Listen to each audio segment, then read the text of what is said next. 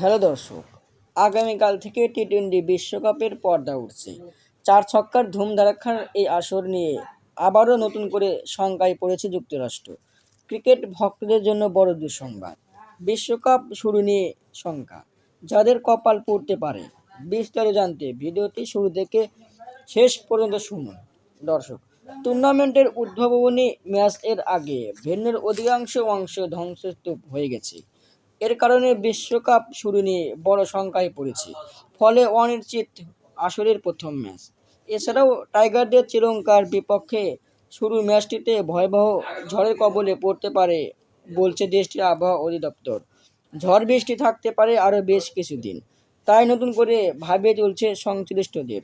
শ্রীলঙ্কার বিপক্ষে যদি টাইগারদের বৃষ্টিতে ম্যাচ পরিত্যক্ত হয় বা বাতিল হয়, তাহলে টাইগারদের দ্বিতীয় রাউন্ডে ওঠা নিয়ে বড় ধাক্কা খেতে পারে টাইগাররা।